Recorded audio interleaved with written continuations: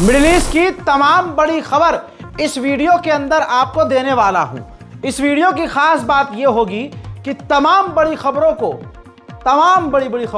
एक ही वीडियो के अंदर बताने वाला हूं जो ब्रेकिंग न्यूज है। ईरान बड़े खतरे में है। ट्रंप के जीतने से इजराइल का रास्ता साफ हो गया है और इजराइल को क्लियर पता चल चुका है कि डोनाल्ड ट्रंप ईरान का कट्टर दुश्मन है, तो ट्रंप के आने के बाद हम कुछ भी कर सकते हैं।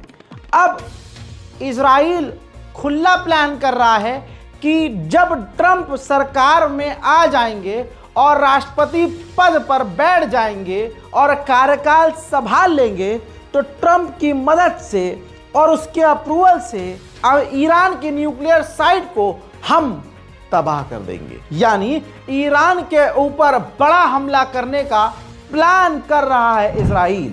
इसके अलावा ईरान के ऊपर अमेरिका ने और कड़े प्रतिबंध लगा दिए हैं और जो पाबंदियां लगाई थी उन पाबंदियों को और बढ़ा दिया है। IAEA के जो दूसरे साथी हैं वेस्टर्न, उन्होंने ईरान के खिलाफ प्रपोजल पास कर दिया है कि IAEA के कानूनों को फॉलो नहीं किया है और ईरान ने IAEA के साथ तमाम न्यूक्लियर जानकारी शेयर नहीं की है, जिसके चलते हुए ईरान पर IAEA भी सख्त हो सकता है। उधर ईरान के ऑफिशियल्स ने साफ तौर से कहा है कि वेस्टर्न एंटी ईरानियन जो ये IAEA के जो मेंबर हैं, उनके इस कदम पर हम जवाबी कार्रवाई ज़रूर करेंगे। उधर ईरान के राष्ट्रपति मसूद पेज़ेश्कियान उस ईरान के इलाके में पहुंचे जहां पिछले कई महीने से आतंकवादियों से डायरेक्ट झड़प चल रही है। सिस्तान बलोचिस्तान के इलाके में राष्ट्रपति के पहुंचने का वीडियो आपके सामने। سیستان و بلوچستان امروز میزبان رئیس جمهور، وزرای سمت، نیرو، راه و شهرسازی و آموزش و پرورش بود. در جریان این سفر وزیر نیرو از کارخانه معدن طلای شهرستان تفتان بازدید و 2 طرح تولید شن و ماسه در شهر نوک‌آباد و کارخانه سنگشکن با ظرفیت تولید 300 تن در ساعت به بهره برداری رسید. همچنین جلسه بررسی مشکلات آب و برق این شهرستان برگزار شد. اولویت رو دادیم به تامین آب شرب و برق روستاها، به خصوص روستاهایی که هنوز از این نعمت برخوردار. वहीं ईरान के राष्ट्रपति मसूद पेज़ेश्कियान ने अपने बयान में अमेरिका इजराइल को जलील किया और कहा कि बताइए, ये वो देश हैं जो मानवता और इंसानियत की बात करते हैं और यही दोनों गाजा, फिलिस्तीन, लेबनान में इंसानियत को कुचल रहे हैं। हमसे बात करने में इनको शर्म आनी चाहिए। इंसानियत पर ज्ञान देने से पहले इन्हें खुद शर्म आनी चाहिए। ईरान के पॉलिटिकल डिप्टी ऑफ प्रेसिडेंट ने न्यूज़ चैनल पर लाइव कह दिया है कि अगर ऊपर से आदेश आता है, सुप्रीम लीडर का समझ लीजिए, ऊपर से आदेश आता है तो हम सीधा बिना रुके, बिना हेजिटेट किए इजराइल पर हमला कर देंगे। ये सुन लीजिए आप। خب ایران پاسخی رو آماده کرده و در سفر آقای گروسی هم به ایشون گفته شده و امروز هم نمایندگان ایران در آژانس ابلاغ کردن به طرف‌ها که چنانچه بیانیه‌ای صادر بشه اقدام و پاسخ متناسبی ایران خواهد داد. मेरे दोस्तों, अब इस खबर से आगे बढ़ते हैं। लेबनान पर इजराइल ने हमलों को बढ़ाया है और कुछ ही घंटों के अंदर लेबनान में जो तबाही की है, तबाही के बाद का मंजर ये है।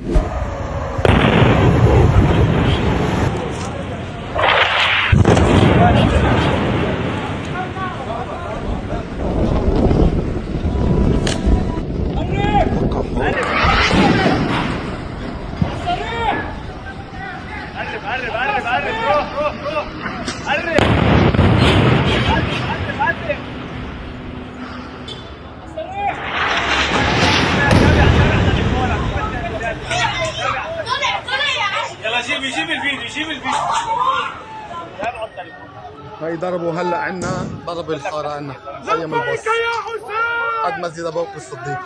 لبيك يا حسين، لبيك يا حسين، لبيك يا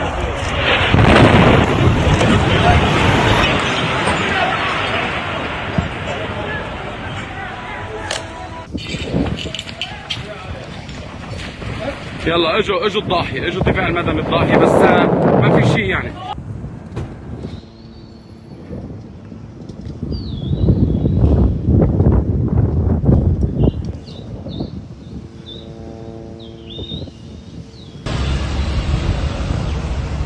هاي ضربة شكلها بدير العبد.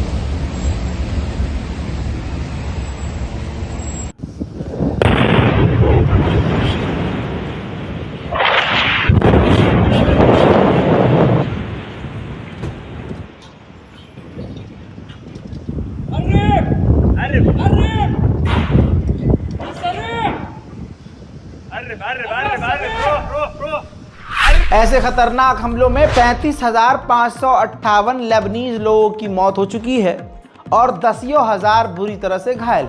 लेटेस्ट जो इजराइल ने हमला लेबनान में किया, 47 लेबनीज की मौत हुई है और ये आंकड़े लगातार बढ़ रहे हैं। जब तक आप ये अपडेट देख रहे होंगे, लेबनान में मौत के आंकड़े और बढ़ चुके होंगे। वहीं इजराइल ने लेबनान के और कई इलाकों को खाली करने का आदेश दे दिया है। इसके बाद वहां पर भी इजराइल हमले शुरू करने वाला है। उधर लेबनान अभी भी पूरी तरह से टक्कर दे रहा है। हिजबुल्लाह बुरी तरह से भिड़ा हुआ है और हिजबुल्लाह ने एक बार फिर से इजराइल के कई इलाकों पर मिसाइल दागी, जिन्हें इजराइल के आयरन डोम न रोक सके, जिससे इजराइल के अंदर भारी तबाही के मंजर सामने आए हैं। अब जो आप तस्वीर देखेंगे इजराइल की बर्बादी और इजराइल में जो भारी नुकसान हुआ है हिजबुल्लाह के हमले से, वो मंजर आप देखेंगे। शेयर जरूर कीजिएगा, देखिए। شبكة وتعرف كان يتقدمي تاني شم وتشاهد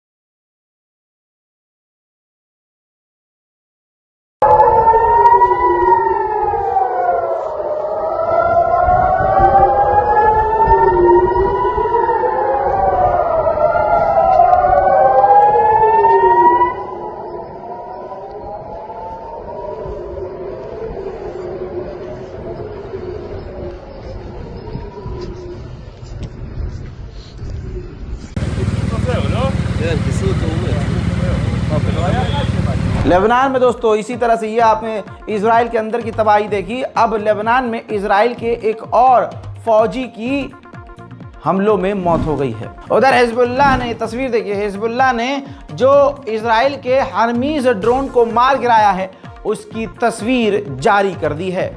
मेरे दोस्तों, लेबनान ने आधिकारिक तौर पर बताया कि हमारे पास जो प्रपोजल आया है सीज फायर का, उसके अंदर हम कुछ चेंजेस करवा रहे हैं। जैसे लेबनान को भी सेल्फ डिफेंस का अधिकार होना चाहिए और सीज फायर के तुरंत प्रभाव से तुरंत उसी वक्त इजराइल की फौज पूरी तरह से लेबनान से बाहर निकल जानी चाहिए।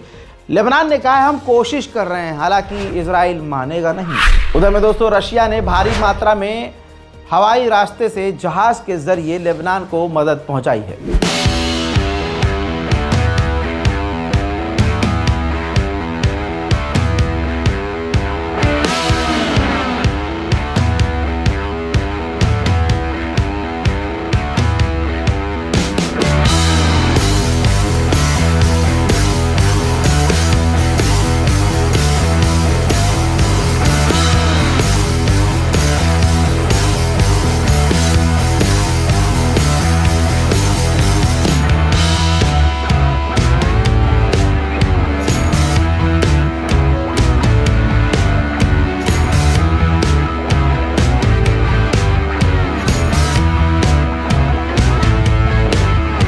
इजराइल ने कामयाबी से लाल सागर से इजराइल के ऊपर तेजी से आते हुए ड्रोन को मार गिराया है।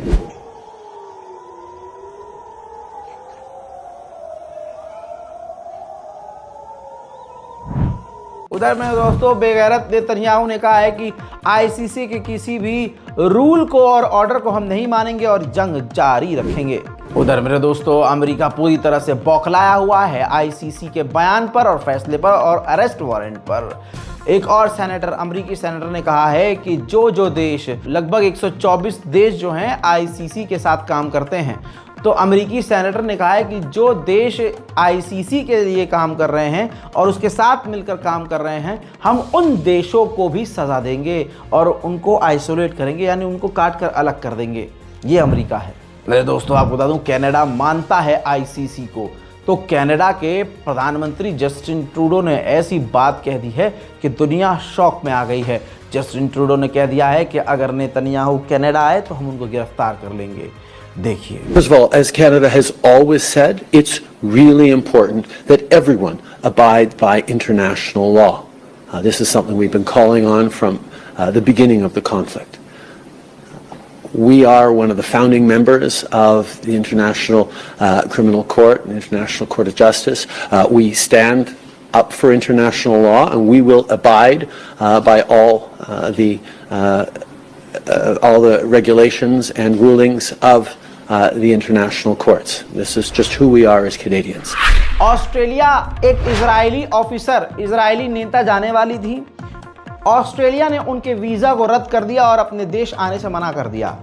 कह दिया कि अगर ये नेतन्याहू की नेता हमारे मुल्क में आई तो इसके खिलाफ पूरे देश में खतरनाक प्रदर्शन होंगे, जो हम नहीं चाहते। मेरे दोस्तों, उधर गाजा में हमास के हमले में एक और इजराइल का सैनिक वासिले जहन्नम हो गया है। हजरात मोहतरम, सबसे बड़ी कार्रवाई इजराइल के अंदर हुई है। इजराइल का जो पर्सनल एडवाइज़र 24 घंटे जो उसके साथ रहता था, उस व्यक्ति को गिरफ्तार किया गया है गद्दारी के आरोप में। कहा जा रहा है कि इसी ने तमाम जानकारियां इधर उधर और ईरान तक लीक करी हैं। कहा जा रहा है कि उम्र कैद की सज़ा इसको हो सकती है इजराइल के अंदर। उधर इजराइल ने 3 फिलिस्तीनियों को गिरफ्तार करके उनको कोर्ट में पेश किया है। उनके खिलाफ चार्जेस पेश किए हैं। इल्ज़ाम उन पर यह है कि उन्होंने कट्टरवादी नेता बेंजीवीर को कत्ल करने की कोशिश की है। अमरीकी जो एम्बेसी तेल अवीव में है, वहाँ यहूदी खुद अमरीका के खिलाफ, इस जंग के खिलाफ प्रदर्शन कर रहे हैं। देखिए,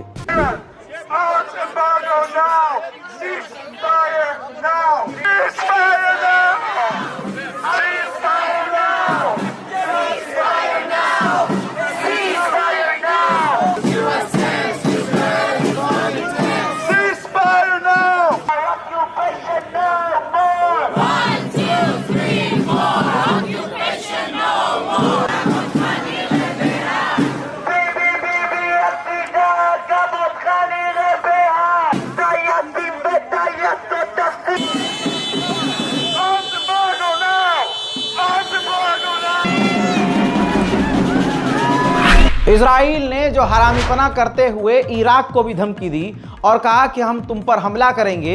इराक ने तुरंत अरब लीग की मीटिंग बुला ली और अरब लीग की मीटिंग होने के बाद तमाम अरब के देशों ने इजराइल के खिलाफ एकजुटता दिखाई और कहा कि हम हर तरह से इराक के साथ हैं और इजराइल ये गलत कर रहा है। मेरे दोस्तों, इसी मुद्दे पर इराक ने बड़ा ही दिमाग चलाते हुए व्लादिमीर पुतिन से फोन पर बात की है। कहा जा रहा है कि इराक के प्रधानमंत्री ने इजराइल की शिकायत व्लादिमीर पुतिन से की है कि वो हमें बार बार मारने की और हम पर हमला करने की धमकी दे रहा है। उधर इंडोनेशिया ने अरब लीग के मीटिंग के दौरान पूरे अरब देशों से मांग की है कि जितने भी अरब देश हैं वो इजराइल के साथ बिजनेस ट्रेड बंद कर दें। उधर अमेरिका की नाक पे नाक काटते हुए एक बार फिर से यमन के हौथीज ने अमेरिका के MQ-9 रीपर ड्रोन को मार गिराया है। गाजा के अंदर तबाही बहुत ज़्यादा है, बर्बादी बहुत ज़्यादा है, भूख बहुत ज़्यादा है। तस्वीर देखिए, वहाँ बेकरीज लगभग बंद हो चुकी हैं। जो बेकरीज खुली हुई हैं वहाँ पर रोटी और ब्रेड के लिए हज़ारों की तादाद में भीड़ लगी हुई है। कनाडा में जहां पर फिलिस्तीनी समर्थक कनाडा में प्रदर्शन कर रहे थे, वहीं इजरायली समर्थक आ जाता है और फिलिस्तीनी समर्थकों को परेशान करते हुए कहता है कि पूरे फिलिस्तीन और गाजा पर कारपेट बॉम्ब मारकर सबको तबाह कर दो, यानी एक साथ सबको मिटा दो। देखिए, Carpet bomb Palestine, carpet bomb Palestine. Go to Palestine and fight there.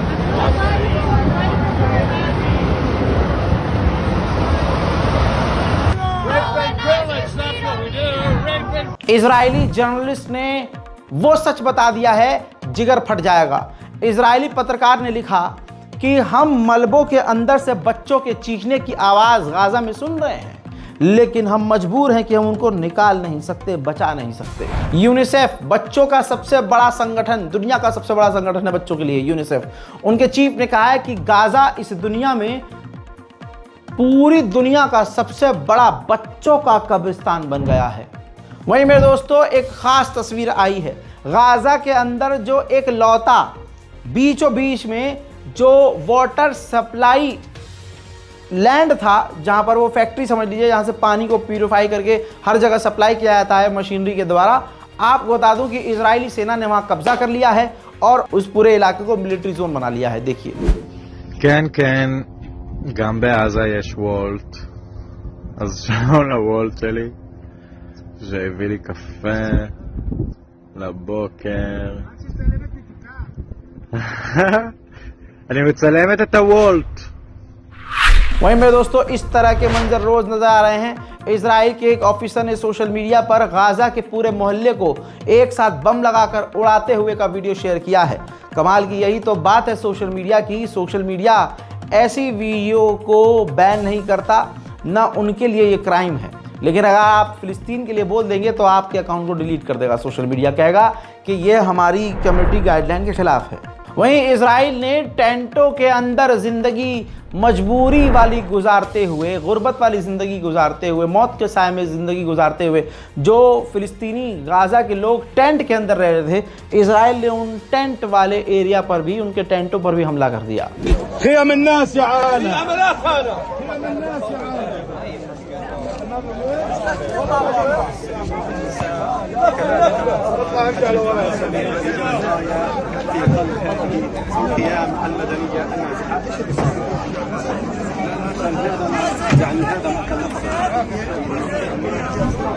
Middle east आई की इन्वेस्टिगेटिव रिपोर्ट यह है कि इजराइल गाजा के अंदर आर्टिफिशियल इंटेलिजेंस से लैस हथियारों का इस्तेमाल कर रहा है फिलिस्तीनियों के खिलाफ, और वो हथियार वो हैं जो उसने भारत की कंपनियों के साथ मिलकर बनाए हैं। वहीं इराक के संगठनों के द्वारा इजराइल के इलाकों पर ड्रोन हमले किए गए हैं।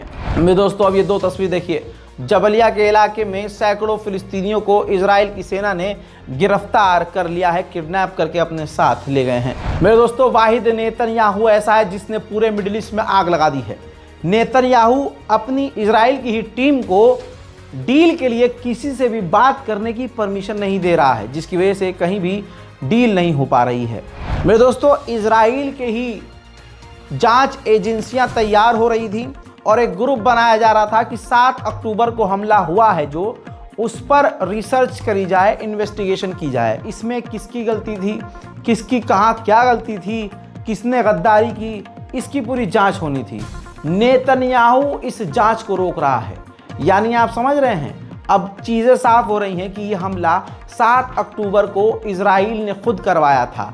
यूँ कहूँ सही होगा कि नेतन्याहू का ये प्लान था कि हमास को ढील दी जाए और हमास हमारे अंदर घुसकर यहूदियों का भारी मात्रा में कत्ल कर दे, जिसके बाद हमें गाज़ा से लेकर लेबनान तक और फिलिस्तीन के कई इलाकों पर कब्जा करने का और नरसंहार करने का मौका मिल जाए। उधर हमास ने झुकने से मना कर दिया। हमास ने कह दिया कोई भी हॉस्टेज डील नहीं होगी जब तक इजराइल की सेना गज्जा से बाहर नहीं निकल जाती। उधर मेरे दोस्तों इजराइल के ही टॉप जनरल ने कह दिया है कि हमास अभी भी मजबूत है। हमास के ही अंडर गाजा की सरकार चल रही है और गाजा के लोग अभी भी हमास के साथ हैं। अमेरिका के MQ-9 रीपर को एक हफ्ते में 1-2 बार मारकर गिरा ही रहा है हुतीज, जिसके बाद अमेरिका के डिफेंस मिनिस्टर ने पूरा जलील होकर, अब रुस्वा होकर ये कहा है कि यमन के हुतीज जो कर रहे हैं इसकी कीमत उन्हें चुकानी ही पड़ेगी। वहीं मेरे दोस्तों सीरिया में अमेरिकी बेस के ऊपर मिसाइल हमला हुआ है, जिसमें अमेरिकी फौजियों को तो नहीं लेकिन बेस को नुकसान पहुंचा है। मेरे दोस्तों इजराइल को 19 से ज़्यादा लेबनान के अंदर हिजबुल्लाह के हथियार मिले हैं जो कि रशियन मेड हैं, यानी इतना सोचा नहीं था, उससे ज़्यादा इजरायली सेना को हिजबुल्लाह के हथियार मिल गए हैं जो लगभग सारे के सारे रशियन। उधर नेदरलैंड ने अपनी पार्लियामेंट में वोट करके पास करवा लिया है बिल, ऐसा बिल कि नेदरलैंड में अगर कोई ऐसी मस्जिद है जिस मस्जिद के अंदर यहूदी और इजराइल के खिलाफ बयानबाजी होती है तो उस मस्जिद को बंद कर दिया जाएगा। ठीक इसी तरह से अमेरिका ने भी एक बिल पास किया है जिसके तहत अगर कोई भी ग्रुप, कोई भी चैरिटी ग्रुप, कोई भी ऑर्गेनाइजेशन फिलिस्तीन को, गाजा को सपोर्ट करेगी तो उसकी फंडिंग को काट दिया जाएगा। उधर यूएन ने कहा है कि पिछले 40 दिनों से एक भी मदद नॉर्थन गाजा के अंदर नहीं पहुंची है। उधर कमाल अदवान हॉस्पिटल के अंदर, ये तस्वीर देखिए, कमाल अदवान हॉस्पिटल के अंदर लगभग ऑक्सीजन खत्म हो चुकी है। अब वहां पर मरीज मौत के मुंह में ऑलरेडी जा चुके हैं। गाजा और फिलिस्तीन के अपडेट में मिडिल ईस्ट से तमाम रिपोर्ट आपको दे चुका हूं। गाजा की मदद के लिए इस बारकोड का इस्तेमाल कीजिए। इस रिपोर्ट को ज़्यादा से ज़्यादा शेयर कीजिए। अपनी राय कमेंट में ज़रूर लिखिए और हमारे चैनल रज़ाग्राफी अनस्क्रिप्टेड को सब्सक्राइब ज़रूर कीजिए। मैं हूं रज़ा और आप देख रहे थे रज़ाग्राफी अनस्क्रिप्टेड। जय हिंद।